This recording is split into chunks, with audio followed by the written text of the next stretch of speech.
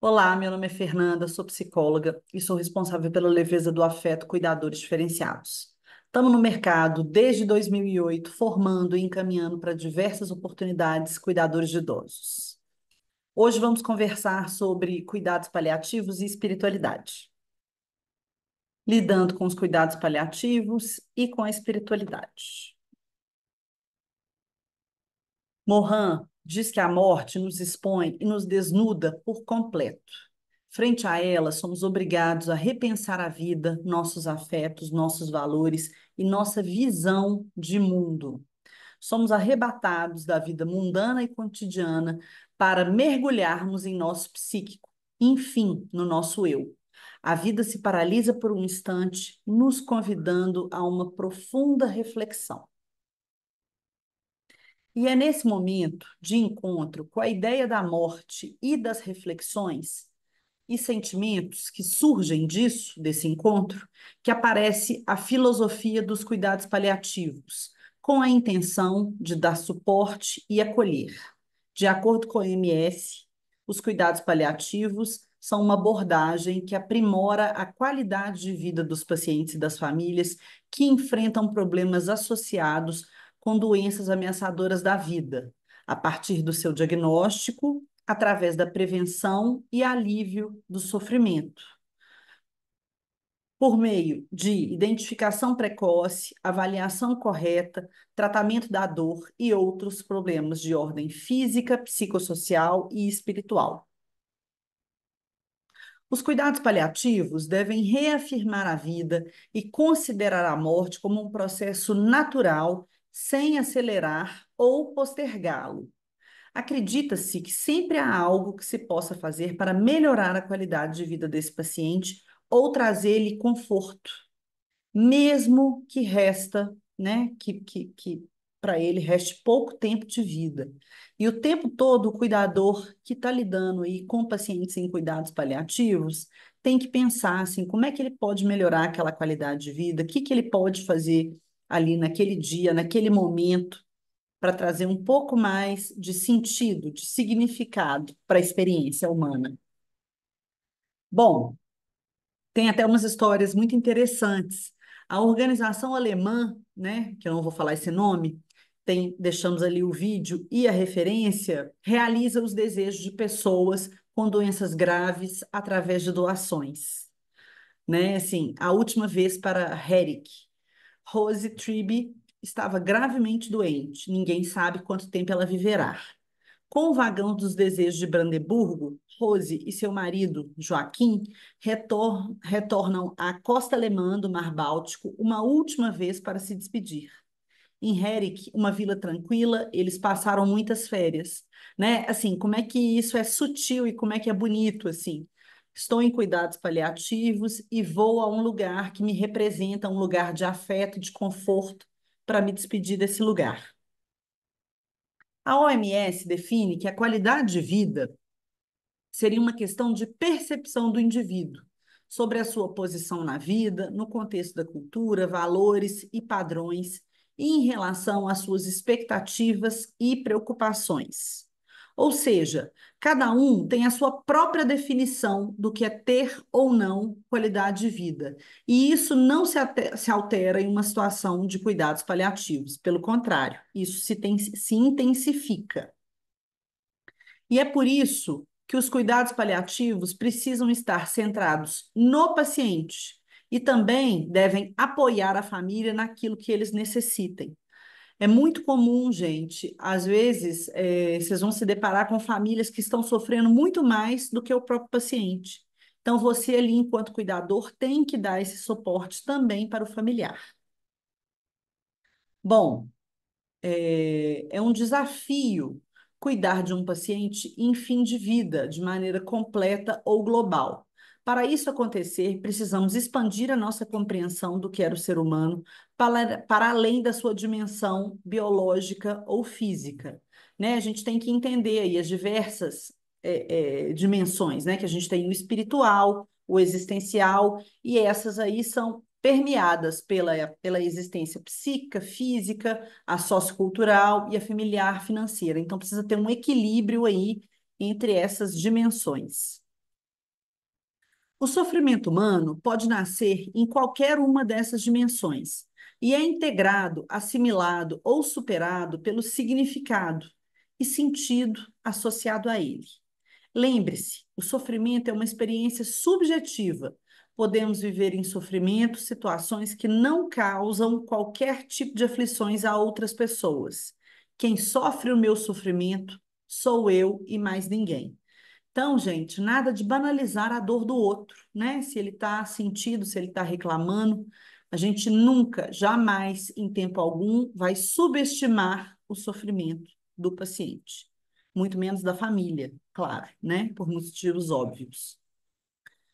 E aí vem uma dimensão muito importante para a gente entender os cuidados paliativos, né? E assim, dimensões que têm que andar aí juntas, que é a espiritualidade.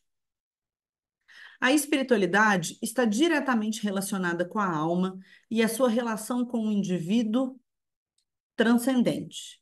E é o que dá significado para a vida de uma pessoa, trazendo sentido, identidade e até mesmo uma razão para viver. Algumas pessoas terão a sua espiritualidade fundamentada na religião ou filosofias de vida. Outras terão a sua espiritualidade relacionada à família ou ao trabalho, e ainda outras terão uma forte relação com as artes ou a natureza. E tá tudo bem, a espiritualidade ela vai funcionar para cada um de um jeito e a gente tem que respeitar.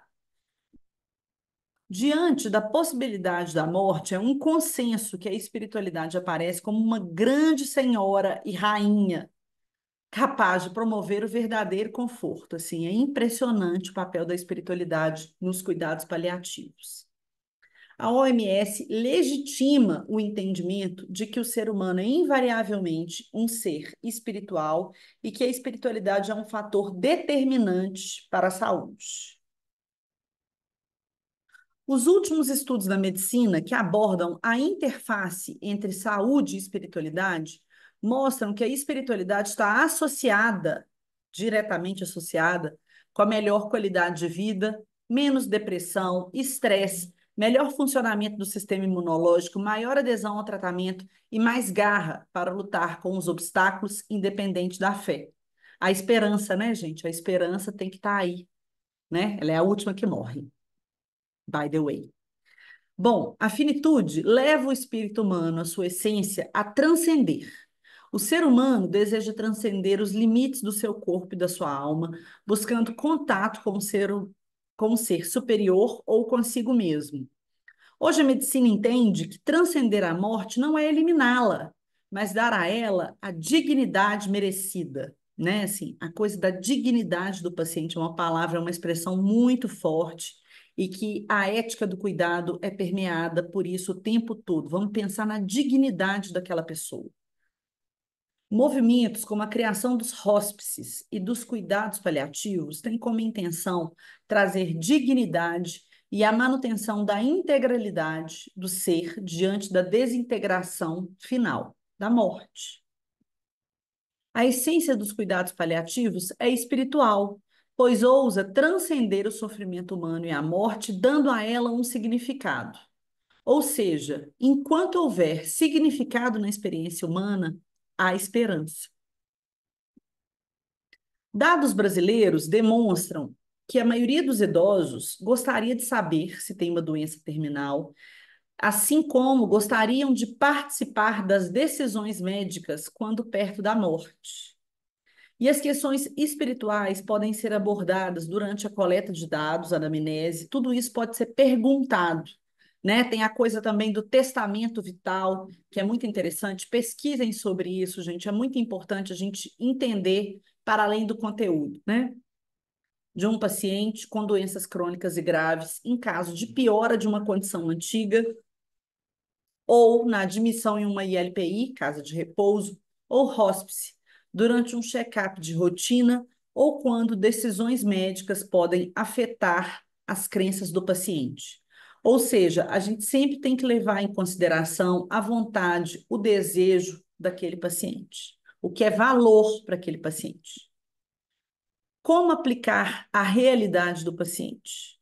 Ao avaliar a história espiritual, deve-se identificar a importância disso na vida do paciente e de sua família, e como isso pode ser incluído nos cuidados ao paciente. É crucial obter o apoio da família e da equipe de saúde que podem divergir das crenças do idoso. E é muito importante, gente, eu falo isso muito lá no curso. Você, enquanto cuidadora, você pode, na sua vida pessoal, particular, ter a crença que for. Mas você, enquanto está trabalhando, você está a serviço daquele paciente, então você tem que ali manter a rotina, né, das crenças, da religiosidade daquele paciente. Né? Você pode ser testemunha de Jeová. Se o seu paciente vai à missa, reza o terço e precisa ali do seu apoio, do seu suporte, você vai fazer isso. Evitem de falar qual que é a religião de vocês, porque é você que vai ter que se adaptar, e essa é uma discussão que não vai levar ninguém a lugar nenhum, porque ninguém vai abrir mão da sua crença, e principalmente nesse momento, em se tratando de cuidados paliativos e de espiritualidade, a gente tem que ter muita maturidade para conduzir essa relação direta com o paciente e com a família.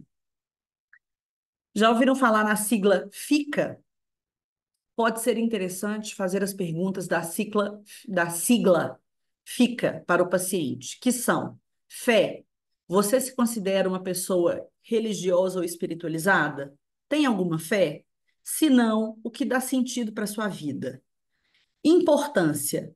A fé é importante na sua vida? Quão importante ela é na sua vida?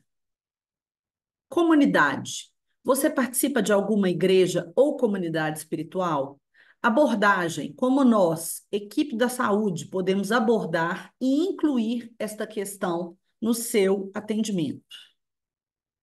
A busca pelo entendimento dos valores que não são seus, que são do paciente, é algo que fortalece o vínculo da equipe de saúde com o paciente. E mais uma vez eu falo isso assim, o cuidador é a pessoa que está ali na ponta e que tem o contato ali, gente, praticamente mais íntimo com aquele paciente. Então, muitas vezes você vai ser até um porta-voz das vontades, dos desejos daquele paciente.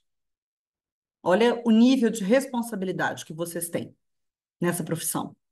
Não importa qual a sua crença, mas como são conduzidas as crenças do outro, o paciente, promovendo o seu bem-estar, aliviando o seu sofrimento e permitindo que tenha uma morte pacífica. Segundo Ira Bioch, a grande síntese da espiritualidade no fim da vida é dada pela reconciliação com tudo e todos, o que se resume em 5 frases: perdoe-me, eu perdoo você, obrigado, eu te amo e adeus.